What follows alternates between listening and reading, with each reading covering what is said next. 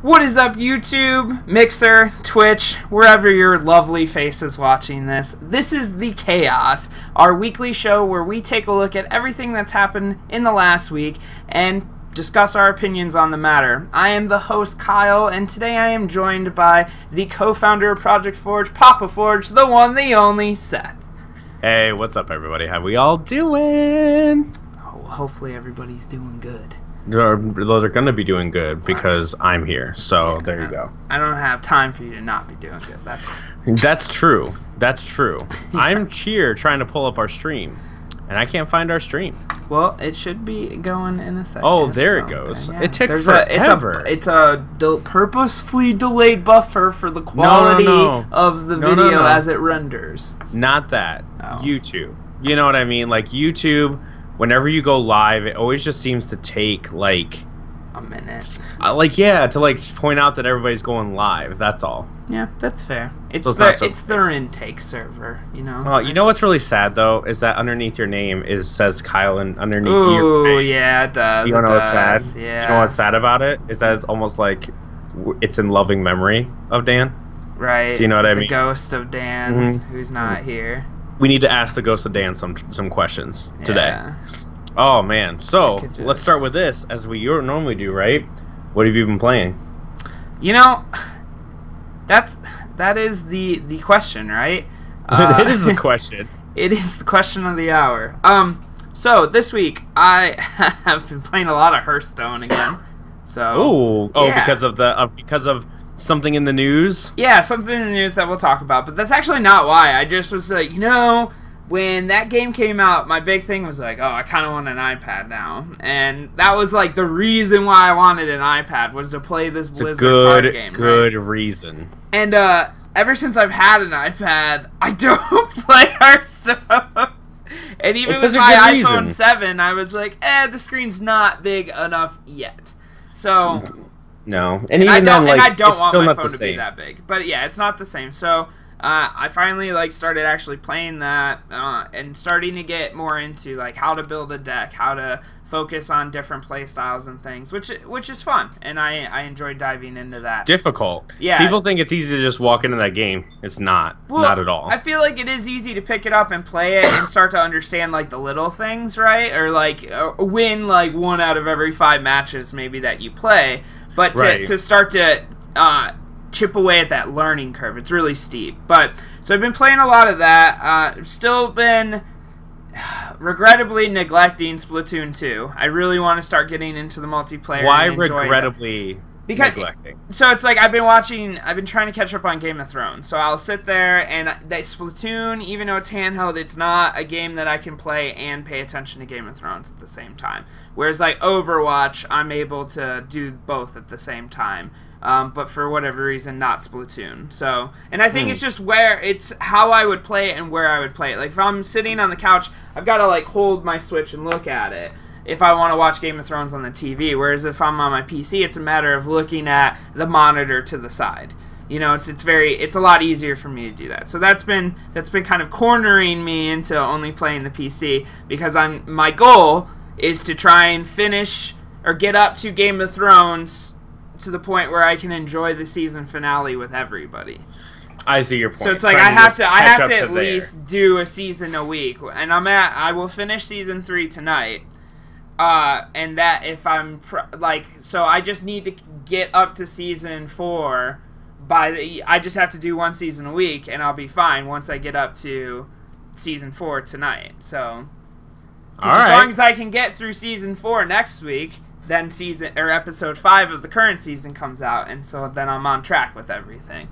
So we'll see how that goes then. Well, I have the next 2 days at my other bike job, so I have some time to throw in some headphones and chip away at it. So what have you been playing? First off, I am a little jealous, because I was thinking about this the other day, and I was like, there's some things that I want to buy, and I was like, you know what? I could use a second job. I'm a little jealous because this isn't a bad thing, but it's just you have the ability to go get a second job, I don't. Yeah. And I think that's really cool. Anyway, not important. So I have been playing Grand Theft Auto Online like crazy. I got back into it, got my brother back into it, and when my brother gets into a game, it becomes like his life. And his fiance's been out of town for a month, so that's what's going down essentially right now. Is that is all that's going down. So we've been doing that. Spent too much money. I had a couple million, and I'm going backwards here. So you got to think like I'm going backwards. So I got Grand Theft Auto early on. It wasn't like right when it came out, but I got it with a Great White Shark card deal, and I thoroughly enjoyed it.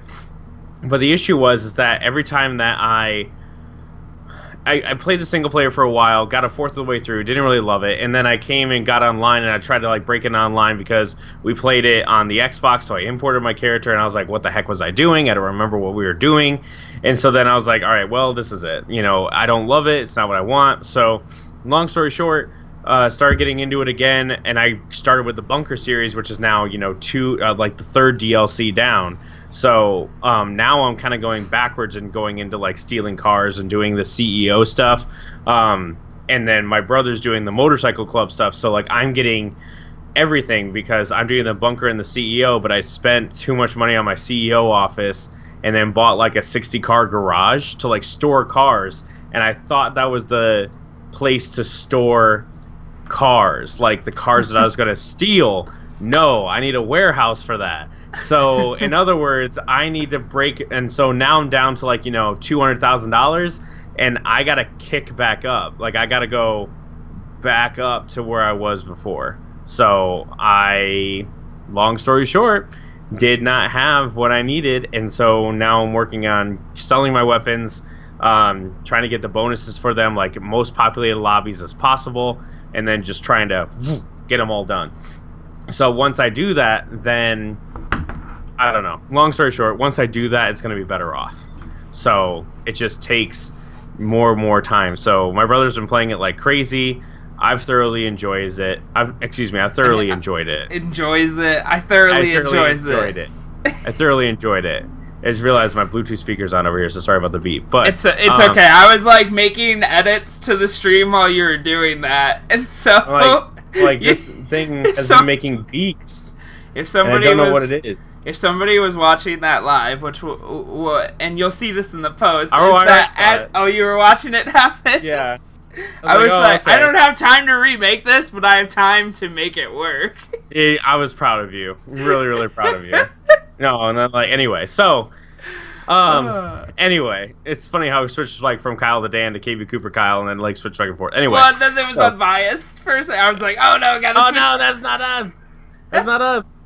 So yeah, that's what I've been playing for the most part, and then put down Pokemon. Haven't been playing it for a little bit. I'll pick it back up here in a little bit too, because there's like the events where you can get more Pokemon and stuff like that, and I'll be doing that here in a little bit. So need to get charged up. Oh, so that's what you meant by you have to do work.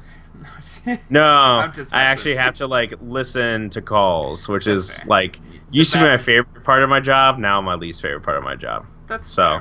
Fair. Just briefly on the Pokemon, are you gonna be upset if is it Ultra Sun and Ultra Moon come out on the 3DS and the 2DS, but not on Switch? Like, no. Or do you think we're gonna get a variation of that on Switch? So, Ultra Sun and Ultra Moon, correct me if I'm wrong here, are confirmed for DS. They are not confirmed for the Switch. Yeah, that is correct. I'm asking if you think they're gonna do like not those, but you know how there was like Yellow, you know, like this is the best of all of them. Well, see, I think that we've talked about this before. Yeah. I will buy a Switch when the mainstream Pokemon exists. That's fair. Like that's all there is to it. And that's something that we have to talk about later. We'll talk about that later. It's one of our topics, but that will make me buy a Switch. But no, I won't be mad about it because I think it's good and it brings back the RPG, and like the thing is that like I'd like it to be more of a drama one because like my son can't read yet, and so like he wants to be like part of it, and so he'll watch me play and he'll go, I want to play, and I'd be like, you don't know what you're doing. And he goes, I do. And I was like, he goes, you got to go here and you got to do it. And this is how you catch it. But he doesn't understand. Like, he can't read, so he can't pick the move. Yeah, and but can't pick that. To be fair, in his defense, when I was a kid and I was playing these games, I could read, sure. I didn't know what any of it meant, though. Like, no. I never used, like, any repel, because I'm like, I don't know what repel does. What does repel do? Meanwhile, gold, and I'm getting... the description. I'm literally getting stopped by every Pokemon the entire playthrough of the game, because I didn't understand. Like, I could read what it did or what it does, but I didn't understand that, oh, like, I'm supposed to use this item. There's, there's a duration to it. So I do think, like, Pokemon to a degree is timeless. Like, there are levels of understanding, but you can still have an enjoyable experience throughout it, whether you get it or not. It's just your path of least resistance may be not as clear. Correct. So I think he's just trying, like, he looks at it, he wants to play it, but, like, he'll walk around in a circle and he won't get the, like, oh, there's a tree in the way, you gotta use cut. And the way that, like, that's all. Like, that's the stuff that he needs to learn. You gotta let him sink and drown in it, you know. That's how I learned. I was born from flames. I told him, because, like, he has the Wii U, right? Well, I have the Wii U. He uses my Wii U. Let's be honest. Yeah. He has been playing, like, Yoshi's Woolly World, and then I let him take out Donkey Kong Tropical Freeze. And he's like, Dad, I can't get up here because I lost baby Donkey Kong. And I was like, you mean Diddy Kong? And he goes, yeah, Diddy Kong. And I was like, well, you got to figure it out. And he basically threw a temper tantrum. And I was like, okay, we're gonna stop playing video games. And he was like, no. And I'm like, you got to figure it out yourself without a tantrum. And he was like, oh, okay. And, like, it was just one of those where, like, I told him, I was like, you can play whatever game you want to, and if you can't figure it out, instead of getting mad, you need to put the game away and play a different one. But this is where you see, Eli, he just struck gold for us. This is where you take what he can't do, you make a video walkthrough for. Oh, my goodness. You're helping your son timelessly, and you have chronicled, you know, the growth of him. This can be his own segment. It's like Eli Plays or Eli Troubleshooting, or I don't know. Oh my God, Eli Plays. That would be the most entertaining thing in the world, because it's fun to watch when he doesn't know anybody's there. Yeah. And so what he'll do is that, like, when he loses, he'll do like this. It's just like, so overdramatic about it. Oh yeah, so bad. And it's just like, he's not good at Mario Kart, but, like, he can win, you know, 75% of the time on 50cc. So he just, when he loses, now it's bad. And, like, he started lying about winning. Oh no. So he'll go, Dad, I won. And I'll say, no, that says fourth. He goes, yeah, I know. I was like, that's not winning. And he goes, it's like, oh, and then not everybody gets a trophy, Eli. That's all there is to it. Not everybody gets the trophy. That's not how Dad rolls. Anyway, so we should probably get into the news. Yeah, so for those of you who have never watched the show, this is the On the Radar segment where we go through some of the top topics that were interesting to us and give our quick thoughts on it. So, no, don't. We can't steal. We can't steal. Top topics. No, I'm saying top topics. Oh, top topics. I'm just whispering it. That's fair. Top. Something special for everybody who listens to the ears. TTs, T-squares. Hey, give me them TTs. Give me those. No. No, we can't say TTs? No, it's close to... It's not fair. It's not fair. It's not fair. Listen, I just want to abbreviate something. Don't let your agenda get in the way of my fun, okay? That's all there is to it. All right. And we're going to start a political podcast has been spun off of this. Anyway, go ahead. If I wanted that kind of conversation, I would have had Nerdy Sean on the show. That's a valid point. All right. Boy. So, on the heels of Titanfall 2 last week, or actually earlier this week, I can't remember, Titanfall 2 is now a free game on EA Access as well as Origin Access. So if you have that subscription, I should say, then you have access to Titanfall 2. And on top of that, Vince Zampella, the creator of essentially Call of Duty and the CEO of Respawn Entertainment, makers of Titanfall 2, had an interview with GameSpot and noted some things that I think are important for fans of the Titanfall 2 franchise.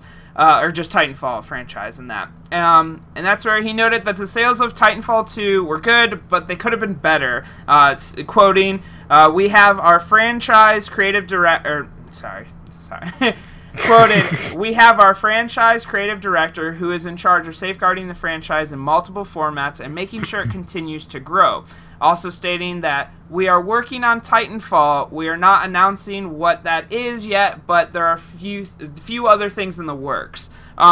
And that could be actually a couple things. They do have like a subsidiary company that made a mobile app that kind of soft launched earlier in May this year, and will have a more official launch later in the year. That's kind of like an RTS mobile game within the Titanfall universe that not a lot of people know about. But outside of that, you know, it's kind of interesting because they did update the game with their Horde mode. They're introducing still continued free DLC on new maps, and just with that and EA Origins, I think this is just important to note the kind of time and effort that they're putting in to Titanfall, even though it's not the top seller.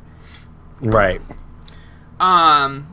So, and actually I'm going to skip around a little bit just because while we're on the topic of EA and one of their games, I did want to send out my thoughts and prayers to the friends, family, and colleagues of Corey Gasper. For those of you who don't know who he is, or I should say who he was, he actually worked on Mass Effect Andromeda, some of the original Mass Effects, consulted on Star Wars Battlefront. He was with BioWare for about 10 years and was a huge designer and influencer on, most notably, the Mass Effect 2 and 3 combat system. So just did a lot of critically acclaimed work, and he was actually the project lead on Anthem. So I think the industry has suffered a great loss there, and I just think it's important to note when we have to acknowledge that talent, because I think far too many times the names get swept under the rugs for the company, and we stop treating the people who make these experiences for us like people, and it's just, I don't know, it's sad. I feel bad because like those are some amazing games that he's worked on, you know. So we definitely lost a good one. Yeah, go ahead. Yeah, no, I was just gonna say, like, no matter what you do, like, losing someone like that is hard, but also at the same time, you know, what can you say to someone like what do you say to someone's family like that other than, you know, it's sad to see someone go like that. It's just ultimately 100% sad. So is, you know, there's nothing you can say to the family to take away their pain. So, you know, obviously thoughts and prayers with them, because that's the opposite of a situation you want to go through. Right. It's never fun or easy to talk about, but no. And then on the other side of EA news, they have officially confirmed the merge with their BioWare Montreal and Motive Studios. Everybody knew. Yeah, I mean, it was kind of after Mass Effect Andromeda released, it kind of was in the, you know, the writing was on the wall already for this, but EA stating that the teams in EA Worldwide Studios are packed with talent, and more than ever, we're driving collaboration between studios on key projects, EA told IGN in a statement. While multiple major projects in development in Montreal, we are merging BioWare Montreal and Motive Studios. This is an ongoing process, but there are many exciting roles and opportunities for everyone on the team. I think, you know, very bluntly, this is just a business move, consolidating some teams that may not need to exist if franchises are not going to get necessarily the direct resources and attention right now. And I think this is just EA saying we have some great talent, we don't want to do major layoffs here, and we want to continue to allow these people to work on a project even though their original project is no longer in our long-term vision, or I should say more or less short-term. You know, this is not to say we're not going to see anything from this team or see anything from Mass Effect forever, but it's probably going to be a little time before this comes up again. Yeah, probably. And you know what? It's good. You know, have the franchise go away. Yeah. Let Anthem breathe. You know. Yep. Bring the hype in later. You know, think about it this way. You know, think about how everyone can't wait for Half-Life 3. Just put that type of like hype behind a release. It's never happening. I mean, it's never gonna happen. But there you go. It's never gonna happen. We all know that. Breaks my heart. But I'm just saying. I mean, obviously, but also at the same time, like it's not gonna happen. So let's just move on with it. Meanwhile, Andromeda, Mass Effect can just sit on the shelf, wait until something really, really good comes along, and then for the love of God, like, work on it as long as it needs to be worked on. That's true. And then I think that they don't need to shove a story into the universe to have it make sense. And even then, like, I would appreciate it if they didn't. I don't love Mass Effect, but also at the same time, they don't need to hurt that name anymore. Yeah, that's true. Well, their franchise. You gotta let it stand up before you give us a shot to kick it again. Totally, and that's what I mean. That's the truth. And so you sit here and like you just mentioned, and previously is that, like, these are people and they are building their own. They're building something that they love, and when it doesn't come out that great, well, we just kick it with a stick, don't we? So that's true. Let's wait, slow down. And let's, wait on that game, and then, let's see what Anthem has to give us, because I'm very excited about that. So, see how that looks. So, we made mention of this a little bit earlier in the show when I was talking about games that I'm currently playing, but Hearthstone is getting the Knights of the Frozen Throne expansion update. The release date is August 10th, so we'll see it this week. And it's going to introduce 135 new cards, as well as 9 legendary hero cards that, after being played, transform the game's heroes into Death Knights. Oh my god. I know. Getting super nerdy with World of Warcraft lore there. I know.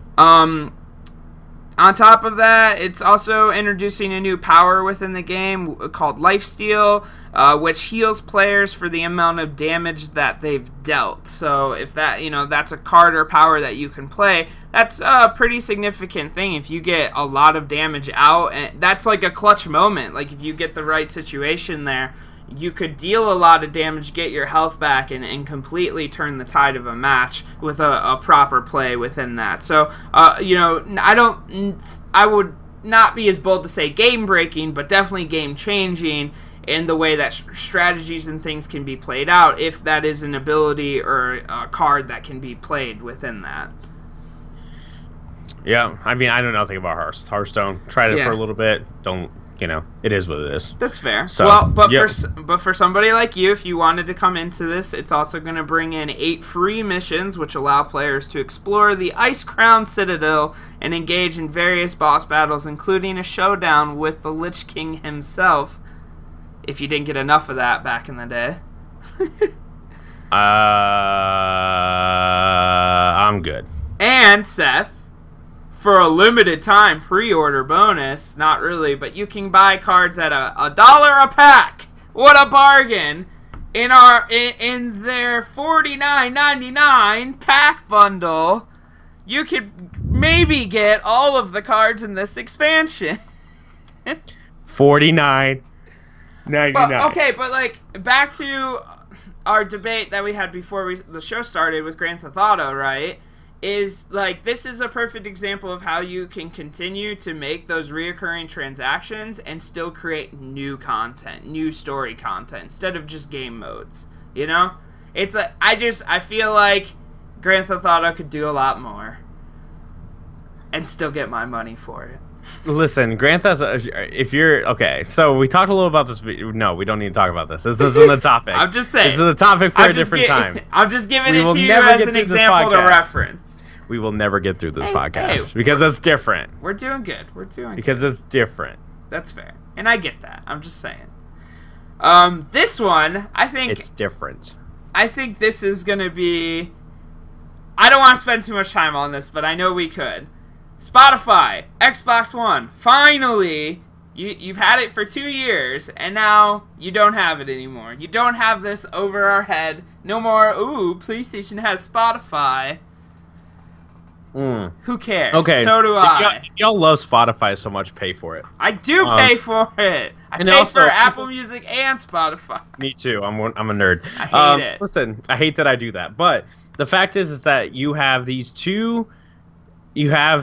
I would love it if Apple Music came to one of these. That'd be really funny. But nothing beats Spotify in the way that something I love about Spotify is that when you're done with the playlist and it's over. Instead of just stopping, there's a setting that you can actually have music keep playing. Yep. I love that. because it picks really good music, and sometimes stuff that I haven't really listened to in a long time helps me rediscover old stuff.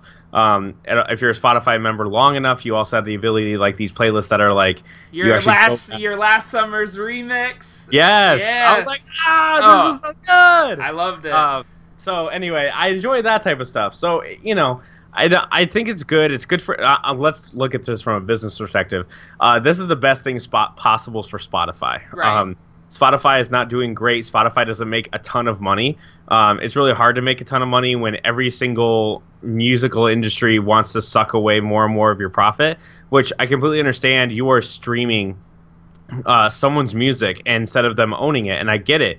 But the amount of money that some record companies charge for Spotify to have their stuff is absolutely crazy. So after looking over the stuff of like what Tidal has to do and everything like that, and Tidal's toast. Like if you think Tidal's around, it's not going to be. It's absolute toast. Jay-Z's album is now on Apple Music, so that it's and I just can't stand the kilobytes per second on Apple Music. Like I can hear the difference between Spotify and Apple Music. Like Spotify is more premium. But you can make that better on Apple Music if you want to.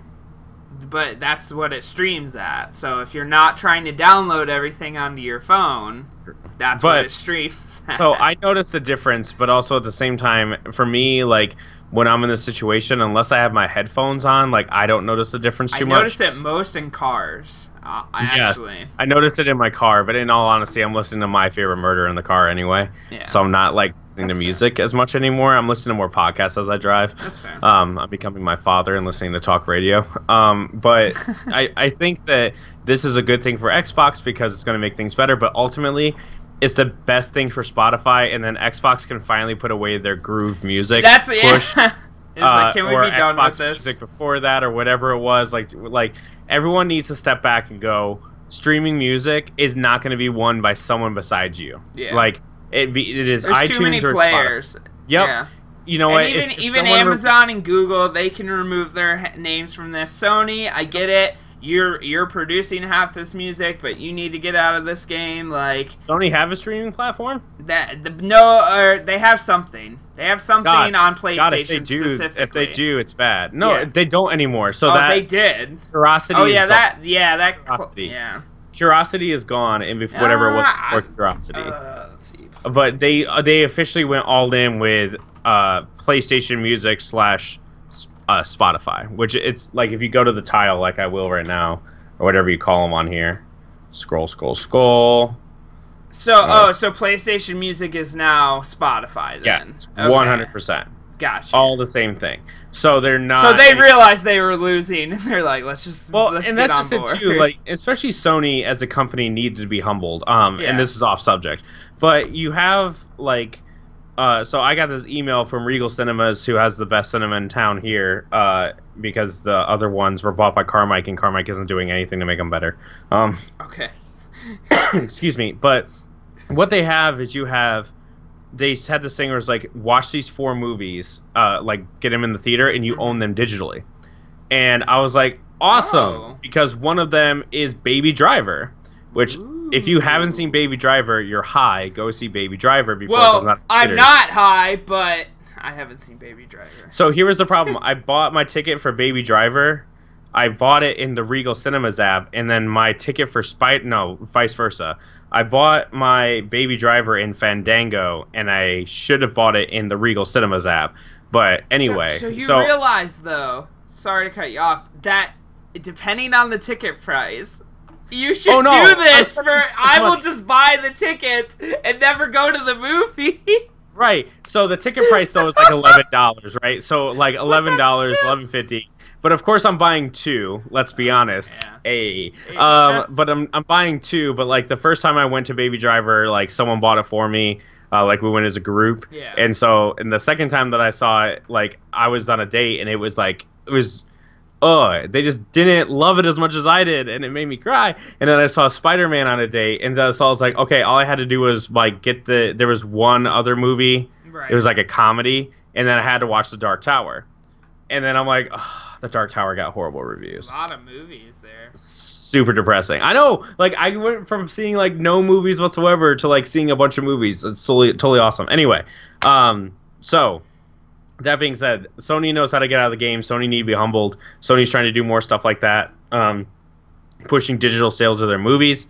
And then I think something that would be best for Sony is to, instead of selling their own stuff, maybe partner with either Apple or Vudu to actually like sell movies on the PlayStation Store on those platforms. I doubt it'll be Apple, but there you go. On that, real quick, just something I thought you'd appreciate. If Apple Music could just, like, I don't know, just bring all music videos in, that would be cool. But they're getting close. I They're know. working. I see. It's getting better every day. There's in-store marketing where it's like, check out this video on Apple Music now. So they're trying. We're getting there.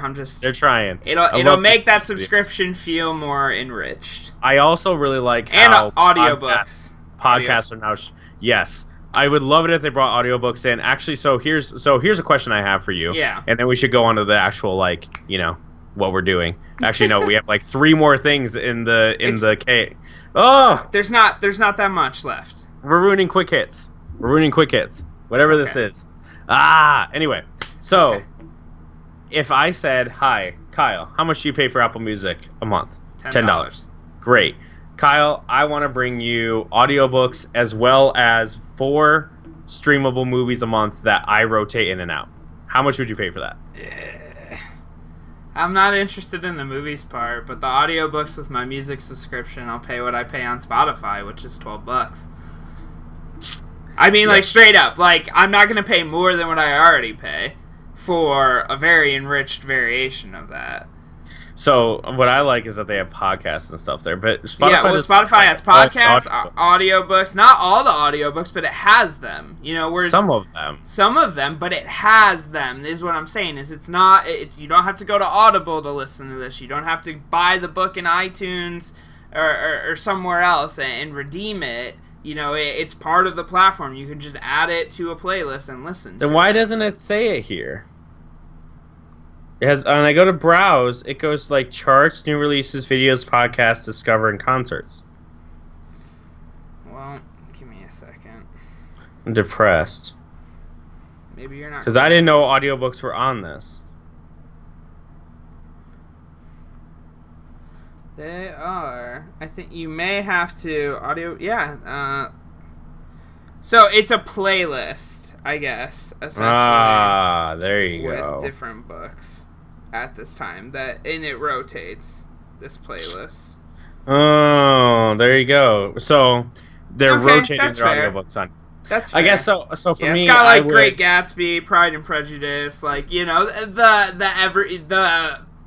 pillars of books. This is 1984, which actually I would listen to that. You know, it's like 1984. Let's give it a go. I think this is where Amazon is going to lose, is because they're confusing too much with their subscriptions. Okay, so you have Amazon Prime, then you have Prime Music, which is not the same as Amazon Music, which is not the same as Audible, which is not the same as Twitch Prime, which is not the audio, same. which is the whatever the audiobook one is that my ex-wife used to have, which is where you got the audiobook, and you got to like download a whole bunch of them, whichever ones you pretty much wanted, but they didn't read them to you. So we subscribed at one point to that download service and Audible, so that on her Kindle it could like read them to her when she was like brushing her teeth or something like that. Dramatic. Yeah. So it's just Amazon. I think Amazon would have a great way of taking that over if someone would tell them how to market and streamline their stuff. Yeah. Like we were just talking about podcasts and stuff like this, and I was looking at Libsyn, and Libsyn actually like goes down, is like add this, and you get this, and this. Mm-hmm. That's the page that Amazon needs, not the, oh hey, Prime members, you get music for 99 cents for 4 months. Cool, that's not every single music in the Amazon Music library. It's just the Prime music. That's bush. Yeah. Like, no thanks, I'm good. So I found that out when I got my Echo, and I got Amazon Music for free for a month. Mm-hmm. And it was just, I was like, asked it to play something like Locked Out of Heaven by Bruno Mars. It wasn't on there. And I was like, that's stupid. Absolutely stupid. It just doesn't make sense that like you don't have something, especially Bruno Mars, on that. Yeah. It doesn't make sense. It's not like it's something crazy like Prophets of Rage, which I listen to, which is like Rage Against the Machine, Public Enemy, like mashed together, which I love, and anybody who likes Rage Against the Machine should listen to it. But it's not like they didn't have that. It's Bruno freaking Mars. It's like not having Taylor Swift. That's fair. Apple Music. Anyway, moving along. And just Let's move along. the couple things that I should know, because we're talking about this as if it is official, so I started this wrong. Technically, this is not officially announced. Major Nelson was spotted using the app on Xbox by a Reddit user who screen capped it. Then The Verge goes to later confirm this, but technically Spotify has declined to comment, and Microsoft said, "We're always working on a number of new experiences for our Xbox One owners. Many times with great music playing in the background, but nothing to announce today." So it's very obvious that I think one of the major points, and the reason why I thought this was interesting, is yes, now it is not just PlayStation that has Spotify on it, but also this is just furthering the experience of the Xbox One and the Xbox One X, and making it that multimedia console, focusing on games, focusing on the multitasking, all things that would benefit if you had an Xbox One X or One S. So it's just important to know, if you are an original Xbox One owner, things like music in the background, playing games faster, load times, this may be a reason. Like, I'll be the first to say your original Xbox will chug if you're trying to play music in the background, play a game, have a party chat. Like, that's a lot to do at once. Like, just keep in mind, like, these nice features do pull more from system resources, and in my opinion make the Xbox One S or One X more appeasing as I think about how I want to really have my media experience when playing games. So, well, I don't mind that, but also at the same time, my Xbox Ones are going to stay there. And that's fun. They don't need and here's the thing, though. I would trade them both in is if you turn the voice control back to what it used to be. Piece of trash. It's not voice control that it is now. Because all Cortana does is it's like wants to search the internet now. Turn my system up and down. Like you used to when you were a stupid AI called Xbox On. Don't turn that. Thank God. Alright, so do you see what I mean? It's stupid. Seth, Absolutely. Just let it go. Let it go. No. Just let it go. I know Phil's listening. Because he listens to podcasts / YouTube videos that only get like 10 views. So he should hear this. But no, I've said this before. People complain about where the Xbox One is and where's the exclusives and all the other junk. It's the better console right now. Does that mean, like, because the Xbox, well, let's look at it this way. The Xbox One X and the Xbox One S are better consoles than the regular PlayStation 4. Okay? That's all there's going to be. It is. So you're basically saying that Sony is stuck in an Xbox sandwich right now? Sure, but no. But well, the thing because you is have that, One S, PS4 Pro, Xbox One X sandwich. Sure, but what I'm saying on to that level is that I personally just want, like, I think it just needs to be known that, like, PlayStation especially is stuck where it actually is, and that's all it's going to be. And so everyone's like, oh, you know, wait for the PlayStation Pro 2, whatever it is. It's not coming. I think it's going to be the new official, like, PlayStation 5, in my opinion. It won't be this year, and it won't be next year. It'll be the year after. And Sony's totally fine limping to the gates with what they have, honestly. Then they need to make sure that the next console is better than everything Xbox has, and make sure that they come in humble. Because if they don't, they'll be screwed. It's just, but I just think, because, like, Xbox can now... so hard. I hate time limits. Xbox can now, though, go and do, like, a 2-year cycle and have it not look so bad. Because now they have this big premium one, and so, like, in 2 years, that big premium one gets dropped down to $250, and then the new big premium one comes in, and now they've got this 2-year cycle, and they now don't have to take the burden of introducing it because Sony played that card with the PS4 Pro. Sony took one. They fell on the sword for the industry here. I agree with you. And I'll give them that, but it's just... For me, it's just like, Sony may have won the battle, but the war... You know, that's what I think is that like everyone wants to like kick down and everything like that. No, not at all. It's going to be good. It's going to stay better. Yeah. Xbox is not a sellable property. You know what I mean? Microsoft needs it. And as long as games are games, it's going to be that way. For there you marketing and advertising alone, Microsoft will never sell Xbox. Exactly. So there you go. Move along. We're not even through the quick hits. Well, there's only one more quick hit that we got to get to before tackling our topics of the week. And then just something real quick that I think is it's awesome. Like, there's no downside if you make one for this. Then, like, honestly, come on, not that big of a deal. But for the first time ever, the WNBA players and teams will be playable in a video game. History is being made. It took till 2017 for us to have a women's basketball game. Hey, but it took till 2016 to have women's soccer. Yeah, that's true too. Still too long in my book. But it's too bad no one's going to play it. Well, no, but it's not a separate game though, is what I'm saying. No, that's what I'm trying to tell you. I know it's an NBA Live 18. Did you not say that already?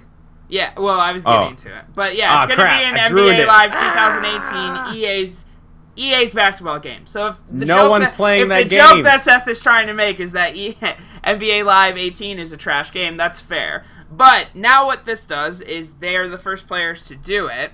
It's going to be the best game, but 2K just takes over. Yeah, and I'm fine. Like, this is a move that I need 2K to be like, oh no, we're copying this, right? Unless it's an exclusive WNBA thing, but I don't think it is. Because I doubt that WNBA I think only the NFL does that. No, and even then, the NFL only does that because someone comes in and drops them a crap ton of money to do it. Well, I get that, but they don't let anybody. And MLB does it too with the show. Like, they don't let anybody else. But they didn't used to. They didn't used to, but they do now. But that's because because there was the 2Ks, the 2K baseball. Well, 2K baseball, they stopped making it that year, not because MLB went exclusive, because they chose not to. But isn't it exclusive now? It's not exclusive. Oh. Someone can come in and make another baseball game, but they're not going to beat the show. So if you look at like the 2K games, always in the baseball games, always had like the advertising. So you go to Comerica Park, you look up to the left at on the 2K game, and it would say Ford Field, in the shadow. You know what I'm saying? As Comerica Park sits in the shadow, so to speak, of Ford Field. So if you do that in the show, it doesn't say Ford Field. It says something else. Gotcha. And it doesn't say Comerica, or in the Chevy wall, it doesn't say Chevy. It says like American Cars or something like that instead. Aww. Yeah. Ugh. It looks like Chevy, but it's not Chevy. That's fair. All right. And the only reason why I know is because how many Tigers games have you seen? How many have I seen? Do you know what I mean? You've probably seen a lot more than me. Yeah. Over your more adult life. I used to go to those like crazy when I was a kid, but. Well, yeah. I also didn't like, baseball when I was a kid. All right. Now this could have been topic. This could have been the chaos topic. This has got me heated. This has got me really concerned about Destiny on PC, Seth. Do you know what I'm talking about? Did you read this over yet? I did. This is bullshit. Why? You're literally telling all your content creators to screw off. Or okay, not that. You're saying if you're not rich enough to have a dedicated streaming PC or capture device outside of the PC you're going to be playing this on, sorry. Because they are literally limiting the ability to capture this. And on top of that, this news hits on the same time where they decide to take more of our videos down for having Destiny gameplay in them this week. And it's Activision not being non-friendly to people streaming this, even though that's the only reason why this game is successful, is the community. And and this is just not a good step in the right direction. No Discord or Mumble support. No OBS or XSplit. Similar things with DX Story. But we'll let NVIDIA, Shadowplay, and AMD work, but everything else, no. Everything where you can get a studio, where you can get it edited, have your stream overlays, all of that, not supported. And the part that's got me the most heated, to help ensure that every player will have a fair shot at fun and glory in Destiny 2 on PC, we resist attempts by third-party applications to insert code into the game client. What does that mean? Well, so here's the thing. I'm gonna jump down here real quick and just say this. Like, Activision Blizzard doesn't have an issue with this crap. No, yeah, that's fair. Blizzard doesn't care. That's what I'm saying. They build it into the game. That's what I'm saying. So here's the thing. So is that Bungie? Here's what. No. Is it Activision, but not Blizzard? I think it's Bungie. So I think it's Bungie. So because here's the thing. Like, you look here, this is on Bungie's website, right? Yeah. This is from Bungie directly. So, and here's the problem that I have, though, is that, like, you're not restricting that on console, though? Right? Yeah, like, console play... Like, I feel like this is Sony. This is Sony through Bungie. Yes, and it's just like... No, streaming, hitting that share button on a PS4 controller is still going to be the main way to stream this. And I'm like, ugh, I'm just so angry. It's like, you bring it to PC and then you take all the incentive away of playing it on PC. So how are we going to fix this? How do you fix it? You can't. Yes, you do. You make it up for it. Well, you vote with your wallet. Then, right. So here's the thing, too. If everybody didn't buy this on PC, is that enough? I don't think so. I think you just don't buy it. And nobody's gonna do that, you know. So here's the other thing too. Like, you gotta just, like, not assault them on Twitter, but you gotta tell them about it on Twitter. You gotta show that you're upset. But most importantly, I think that also. But I think what this big thing is that, yeah, they're talking about capturing and stuff like that. But I wonder why this is this way. Is it because they're afraid of hacking? I don't know. Is it because they're afraid of, like, capturing certain things? Because guess what, I can do the exact same thing on my PlayStation or my Xbox, and the best part is that if something crazy and wacky happens, I can say, you know, essentially, hey Cortana, Xbox record that, which is super long to say because it would just be easier to just say Xbox record that, but Cortana has to poke her nose in everything. But that being said, is that I can just record and it records back to what I just did because it automatically records. Like, so I can get the cool thing without pushing a button. Right. Well, and, like, they confuse it later in this, too. They say, other, at the bottom, like, kind of a wrap-up, is the above-listed application features are examples of features that are known to be incompatible with Destiny 2 on PC. Yep. So that's already stated, like, this isn't going to work. The third-party applications repeatedly attempt to insert code into Destiny 2 PC client may potentially impact game performance. I get that. But they also say the examples listed on this page are not all-encompassing, and players may encounter issues with the features of other applications that rely on code being inserted into the game's client. So you could break somebody's stream. You could break somebody's, like, depending on what they do or how they've been doing it. It's just, this is not streamer-friendly. This is not content creator-friendly, and it's too vague, too. Like, but is the reason why they're doing it to lay down on the hackers? But no, because this isn't going to stop a hacker. Because hackers are using separate applications that don't write into the game's code, but take more over the controller. This doesn't stop hacking. I don't think it stops hacking, but do you think it's them putting a firm stance saying no to hacking? No, because hacking can still happen. I agree it can still happen, but do you think it'd be less often because it's taking away the... Essentially what it's doing is that it's taking away the ability for third-party applications to attempt to insert code into Destiny 2 PC client. Do you see what I'm saying? But you've got Blizzard in your back pocket, the kings of dealing with hacking. It's going to be on Blizzard's client, which is what I'm thinking. Which means that it will be able to detect that stuff. The Blizzard client is what detects that. I'll be honest with you. I was looking forward to this on PC. I'm not right now. No, I'm not either. But here's the thing, like... But I'm also, like, wanting to build a second PC anyway, so it's like, why not? Yeah, but also... It's just annoying. Like, specifically... Well, you don't have to tell me about my Christmas gift already, Kyle. I appreciate that. But the thing is I don't think that they want to... This needs to be flushed out. This needs to be talked about in PR. This needs to be figured out. I thought this was beta only at first, and I was like, oh, not a big deal. And then I reread it, and I'm like, oh, no, this is permanent. Yeah, I think I want to wait and find out. That's all. I'd want to wait and find out. But if they stick with it, I'm not happy. You know, I have a gaming laptop that, you know, will run this game fine. Not great, fine. But it's one of those things that, like, taking a gaming laptop somewhere is so much easier than taking a console somewhere. And you know, and as I work to build the PC, which now I can't because I bought a MacBook because I'm a horrible person. As I go into doing that, right, I think about like what I would want to do to make it easier and more portable, and the truth is that there really isn't something like that.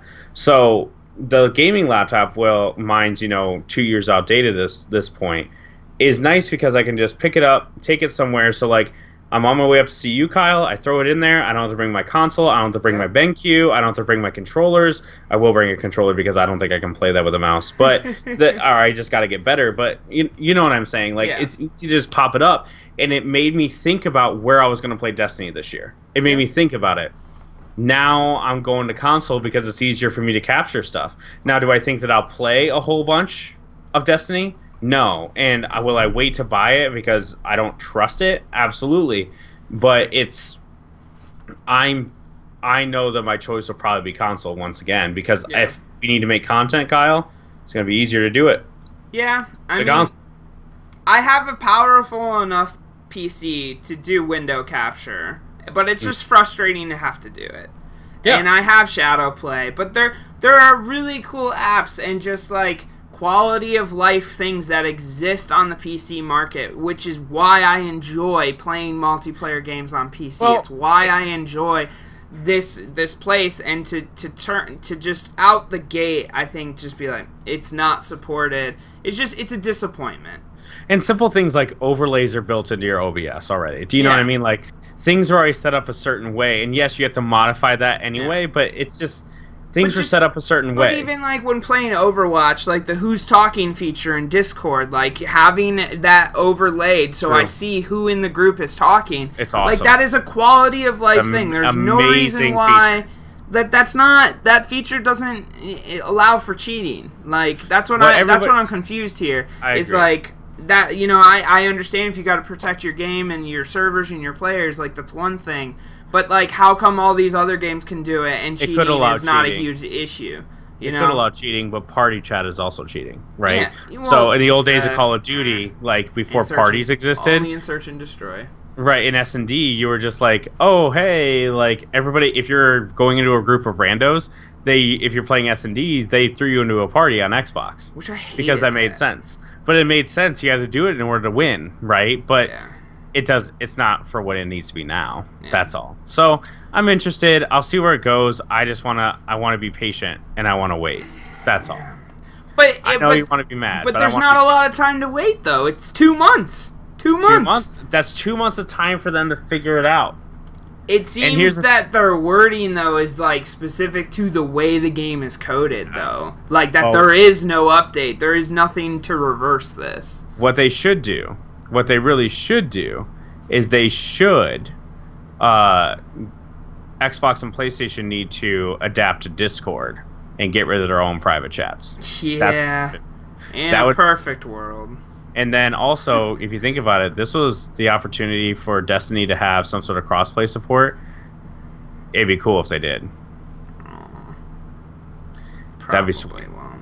Yeah, no. I mean, like, it would be sick if, like, your Overwatch progress on console carried over to PC and vice versa. Just save it. But tell the system that you're going to, tell the system to upload it every night. Done. Yeah. That'd be so sweet. You know how many... just like, yes. I'm just saying, like, if you can do it with Google, you can do it with your Facebook, you can do it with your Apple ID, like, these things, we know that the infrastructure for an account to exist on multiple devices with different specs, carrying over that profile information exists, but, I'm curious to know why it's so hard to get that implemented anywhere outside of a PC game. Oh, must be nice. Because I tell you what, that would be really awesome. You know how many copies of Destiny they'd probably sell more of? I think that they'd sell Destiny on PC and they'd sell Destiny on Xbox. I'd have 3 copies of that. I think I'd agree with you, because I will, if I get Destiny, I'm getting it on PS4. Xbox, I'd have PS4, Xbox One, PC. It'd be like me with Borderlands, except less crazy. So, and like... because they would get me for over $120 just for the 3 copies. But then they can, if that, like, I will pay more for your expansion if it's account based. I will pay $60 for an expansion if it means I get it on all the systems I own the game on. What I love about StarCraft and why I pre-ordered StarCraft Remastered was the fact that it's there behind me. It's on this Mac. It's on my MacBook, which I haven't tried yet. I'm going to probably tonight, just to like. No, I don't have time tonight. Probably tomorrow. So, like, I am just gonna try it out and just see how it goes. Like, that's so cool that like my expansions are there. So I've given that company more money than what I should, simply because I like it. And like, how many times that like I don't own the Necromancer, but Blizzard, but Diablo, I mean, but I own it. Like, I own Reaper of Souls, and I had no right because I don't even have a character high enough to like fully take advantage of that whole thing. Right. So, you know, Blizzard is one of my favorite companies. I trust them. I would like Rockstar to get to the level of Blizzard. Yeah. And I mean, Take-Two is there. They are the other big guy. But Take-Two is not as organized, it seems, as Blizzard as part of Activision. Do you know what I mean? So I feel like that could be better. I think Blizzard is a publisher and a developer, right? Whereas Take-Two specifically, they're like, we're a publisher. Yeah. Like, we work with amazing studios, but we're a publisher. And so I think that's the difference. Rockstar needs to become Blizzard. Yeah. I would love that. But Rockstar, like, the thing that why Take-Two matters is Rockstar wouldn't be where it is, in my opinion, without the distribution, though, of Take-Two. I don't know. Maybe. It all depends on the... I'd have to go look. And when I say distribution, that does lean into marketing. That leans into pre-order bonuses. That leads into TV spots. Like, Take-Two is the one bankrolling that. Rockstar's not paying for their advertising. Take-Two I agree, but Grand Theft Auto is still number 1 on the MPDs for the year. No, I get that. I do. It's 2017. But I blame Take-Two for why I don't like where Grand Theft Auto is going, though. So I'm a little biased. I agree with you on that. That's a topic for a different time. Yeah. What's topic number 2? Topic number 2, and this is more of a just curious thing because there was some stories about potential AAA ports coming to Switch. Guess mine. Go. Guess yours. I have no idea what you know. Like. What is my favorite game? I mean, you don't want StarCraft on a Switch. No, I don't. StarCraft is my favorite PC game. What is my favorite game? I own 5 copies of it. Oh, Borderlands. You want Borderlands on the Switch. I want Borderlands 2 on the Switch. Yeah. Man, if you put Borderlands 2 on my Switch, oh my god. Would you want 2 or a specific design? So, like, this is part of the question I wanted to ask, actually, is do you want a port, or do you want to see some of your favorite franchises adapted?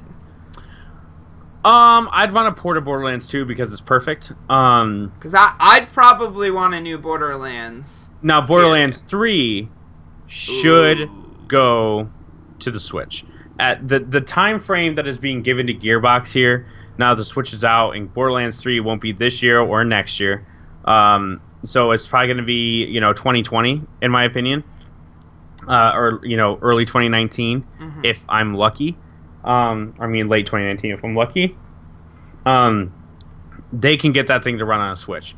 If you can get Skyrim to run on a Switch, I would hope Borderlands can run on a Switch. Well, Borderlands, the thing that people don't think about Borderlands is that they think that the cell shading and everything like that makes it like an easily ran game. It's not true. And what people forget about is that when you have a game, it doesn't matter what it looks like. It's about what the code is and how it actually runs, and honestly, the friggin' engine.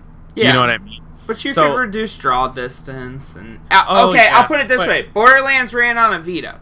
Did it run well? That's debatable. But it ran on a Vita. You know what I realized? I can't play Borderlands without Rumble.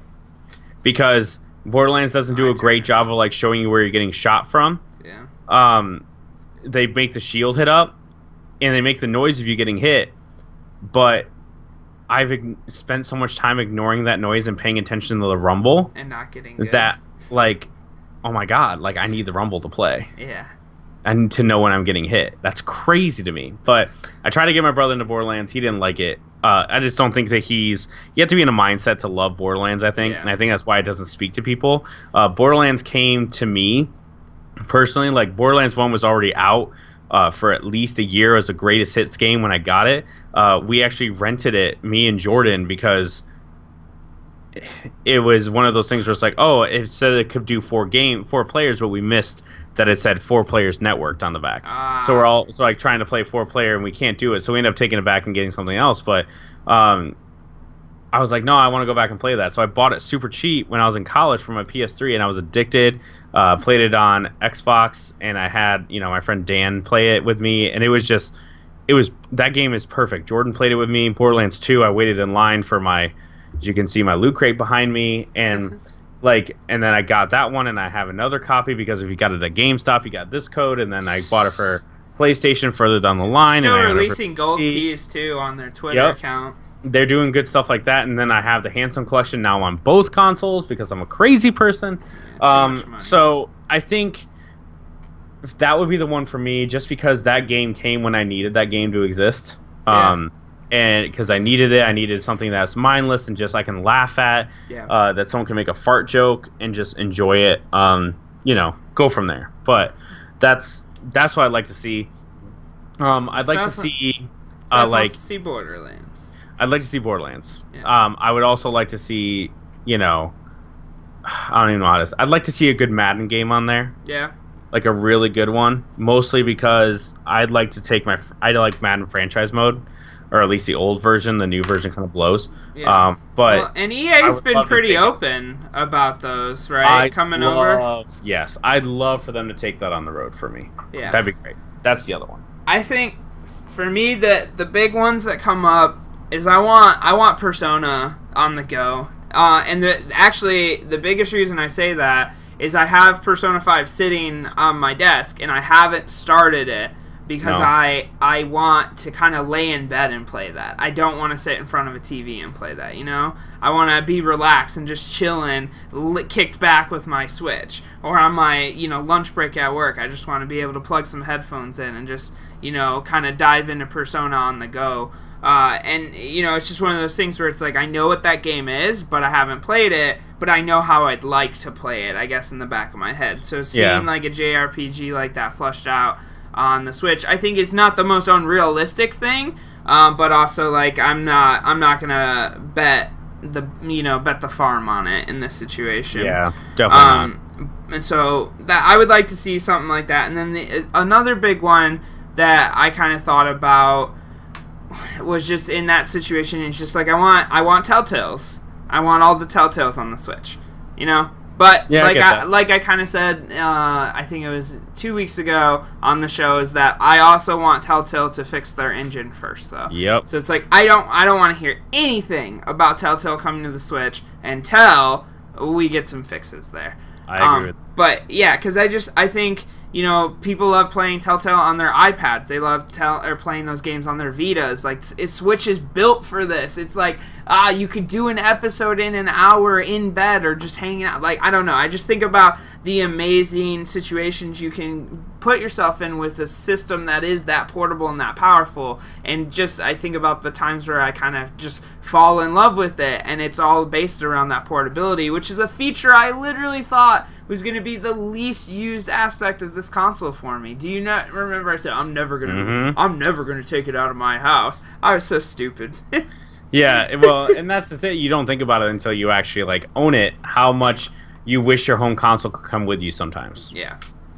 So, there you go. But there you go. That's topic number 2, what we want on the Switch. And then I'm really torn on this one. I'm angry about it. Just lay it down. I'm angry about it. This is the chaos, folks. I'm going to sit back and let the chaos ensue. So, guys, I think I've been pretty fair with microtransactions. I've been considered somebody who's in support of them. Somebody who is console scum for allowing them to exist. Mm. And I, in a general sense, don't mind microtransactions, except when they're pay to win situations. I think I've been pretty fair on that. I don't care if people want to pay to have this skin or pay to get this weapon variant or whatever, as long as they don't get to pay for an advantage. But I've always been very torn on paying for convenience. So there's been games where you could pay $1 or $2 and have all the collectibles unlocked on a map. Which means that in terms of getting a 100% achievement or a platinum, you would have a competitive edge on a leaderboard to do that first. So maybe not so fair. But it's just $1, right, guys? Not that big of a deal, sure. But also on the flip, you're a guy or girl or anybody who only gets to play video games for 2-3 hours a week. And you don't have time to look in every nook and cranny of the game. I am really trying to hold back on this and be fair. But microtransactions in single-player games are complete and utter bullshit. Oh, dropped it. I dropped it. Like, what? I paid you my $60, you have a season pass on the table, and you still want to find other ways to take my money in your game. Oh! Hey, Kyle, we were wondering, me, the collective, and the chat, we're wondering if you could tell us how you really feel about this, because we think you're holding back. You think I'm holding back on this, yeah? Being heavily sarcastic. Listen, Kyle, I know you want to be mad about this, okay? But let me throw this out there for you. I mean, I feel like I threw it out there. We've enabled this, Kyle. We, the gaming community, we have enabled this. We have allowed this to exist, sir. We have. It's you and me. And the community.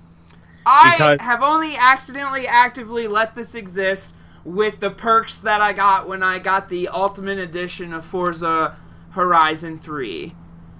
Because they had features like that with the VIP pass, which is bullshit too. But I didn't know what I was participating in there, you know? So, here's the thing, I just want to play the game early. Let's back up. Let's back up then. So you're saying that DLC itself is not good? DLC is fine. So what's the difference between DLC and a microtransaction? That's true. So, if we need to define this in IMO, you know, in my opinion stance, DLC is, yes, anything that you can download that was not originally in the game, by definition. Sure. DLC content, though, or story DLC, is not a microtransaction. That is an experience. A microtransaction, for me, is something that is a purchase for instant manipulation to the game.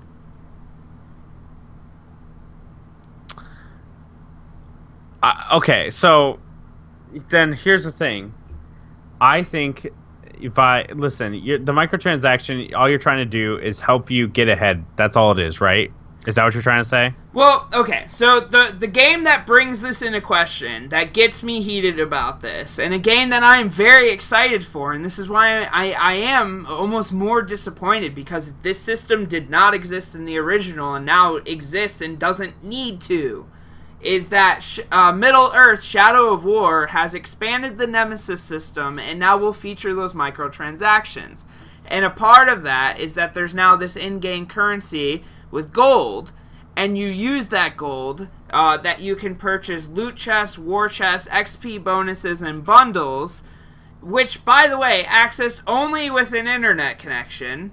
So, screw you, guy, if you want to not spend all your time finding all this stuff and building up the Nemesis chart, but you don't have the best internet, guy. What are you doing, guy? Yeah. So, and these loot chests are going to contain, like, gear, weapons and armor, upgrades. They're going to contain orc followers and varying varieties of forged enemies that help build your army. Yeah.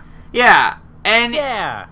And you can reversely earn these, alright, by defeating treasure orcs, destroying gear. Like, you can earn this stuff in-game, but until we get that game in our hands, we don't know if this is grindy. We don't know how long it's going to take to get this stuff, but we know how much it's going to cost. Cool. And it's How bullshit. old is this game? This game's not even out! Oh, you're not talking about the old one. No. I was hoping they updated one. No, this is what they're updating in the new one. The old one is untouched. The old one is the Nemesis system. You play the game, you build your army, that's it. This is, if you want to throw some money at it, who knows? Game might get easier. So then, if you're mad about it right now, Kyle, let's not just wait. Let's not burn the bridge.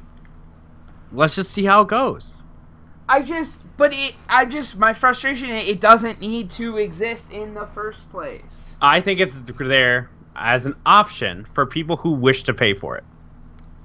Okay, so, fair, and I thought about that. As long as you don't need it to win. Okay, yeah, and I thought about the guy who doesn't have enough time to play everything. I wanted to be fair what you mentioned. to the convenience of this, right? Mm-hmm. Cool. Offer that as the option. Do not offer in-game currency or real money that can be turned into in-game currency for loot crates and random boxes and mysteries. Isn't because this how you feel about Overwatch This is too? how I don't feel this way about Overwatch. Why? Because Overwatch is straight up like all of our character updates are free. All of our map updates are free. Skins don't make it. This isn't just skins. This is gameplay changes based on what you unlock. Gameplay does not change in Overwatch. Nothing is changed in Overwatch. That is purely cosmetic ambition. But it's not giving anyone a competitive advantage. This situation. But it does, though, if it allows you to get achievements easier, if it allows you Achievements? Is that where we're going to go with this? But Achievements? Is it not an advantage? Is that not something people are competitive about? It's a single but here's if you're competitive about it's a single player game. You shouldn't be God. competitive about anything. But the only thing you should or could even reasonably be competitive about with a single player game is achievements and trophies. A thing that doesn't exist. A thing that you cannot hold, that you cannot touch. A thing that you can easily earn a platinum trophy by downloading a 99-cent game and tapping a jar of mayo. Okay, that's another conversation. That's not. Of course that's it is. not this realm. But here's the thing. At least I know what I'm getting when I pay that. I don't have to pay for DLC later after I pay 99 cents for My Name is Mayo. I get my platinum, I get out, I'm done. What if they put out a My Name is Mayo that you have to buy each individual season to get the platinum? Then I wouldn't pay for it. What if it was 99 cents each season and you got 4 platinum trophies all the way through?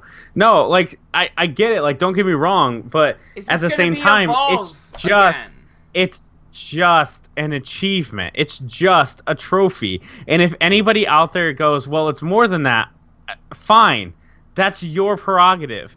But if you're telling me that this is a single-player game for my enjoyment and I want to just cheat the system a little bit, what's the difference between that and putting a cheat in besides actually having the money? You're getting a competitive advantage. Okay. So, it's back... Okay. I just put a devil in the mixer. No, mixer you chat. did. You really didn't. What you did here is, if anything, you teed me up. You teed me up good, buddy. Oh, did I, buddy? Because if this is no different than cheating, then there's an advantage. Ooh. Otherwise, you wouldn't cheat. Ooh. You wouldn't skip. You would play the game like Everybody, it's intended to be played. If I say we are up, down, now left, charging right, square, square, for square. quality of life. Up, down, left, right, square, square, square. Everybody knows what that is. It's a cheat. It's a very well-known cheat. Up, down, left, right, square, square, square. Okay? Down, left, that is a right, cheat from a game that we did when we were kids. Now we got to pay for it. If you want to be mad about these microtransactions, be mad about the fact that now you're charging me for stuff that I could have just cheated through. That's what I'm saying. I'm mad about all of it because if it used to be something you could just plug in a cheat code, then we're just for, a bunch and of now old this is men. something you're buying. Now we're just a bunch of old men yelling, "Get off my lawn!" No, we're not. We're consumers with wallets that like need to point out these behaviors when they're happening. For their wallet. And I will vote with my wallet, but think about how many people aren't thinking about it that way and going, actually, no, that is bullshit. Because like that's my point to this. Is like, hey, if you want to do this, that's fine. But think about what you're doing. That is the only thing I want you to do if you're listening to this right now, is to just, before you pay for these things, before you as a streamer or content creator feel the need to do 100 unboxings of these because you're doing it for the views, before you feed into this broken system that only exists to take advantage of you and nothing else, think about what you're doing. When you're telling the company it's okay to hide your content behind paywalls or potentially very grindy scenarios like we've seen in games like Rainbow Six Siege, like we've seen in games like Evolve, you know, where the grind, or even Friday the 13th, they tried to rectify it, but they launched being like, you can buy this in-game currency or you can play our game for 100 hours and then you can unlock one character. Like, this is... Well, that was an idiotic frame of reference anyway. But it's still, it's one of those things where it's like, it's this concept of, oh, well, instead of building systems that are fun, that make sense, that progress in a way that it makes sense with the game, and pay attention to the detail of the story of the game and how you should progress within that story, we're taking away the game design and replacing it with microtransactions. And it's affecting the way that games are produced, in my opinion. That's fine. It's your opinion. I completely understand. I just don't think that... I think we're just making too much of it when people... It's a business at this point. It's not an art as much as we want it to be.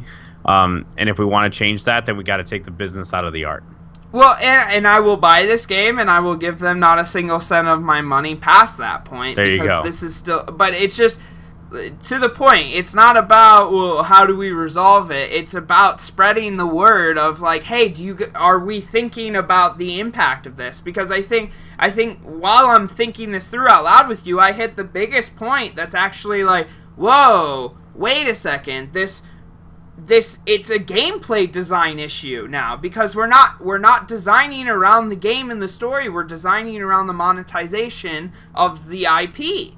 And it's now, because in the past, like a great or an amazing game, it was defined on how the progression felt. In a single-player experience, when you gain power, if you gain it too fast, the game becomes boring. You're too overpowered. If you don't gain it fast enough, if you don't get abilities and skills fast enough, the game kicks your ass and it's not fun. There's a balance to that. And if we're focusing as the developer, if you're looking more at pleasing your shareholders and your publishers by finding monetization paths instead of focusing on how that monetization path is disruptive to the actual progression and natural feel of your game, that is something that I would like to take a bigger look into to see if I can notice it, because that's going to be the thought running through my head the entire time I play this game, is do I feel like I'm going out of my way to do more shit just so I can unlock stuff, and that if at any point I feel that I'm grinding for something that would be easier to pay for,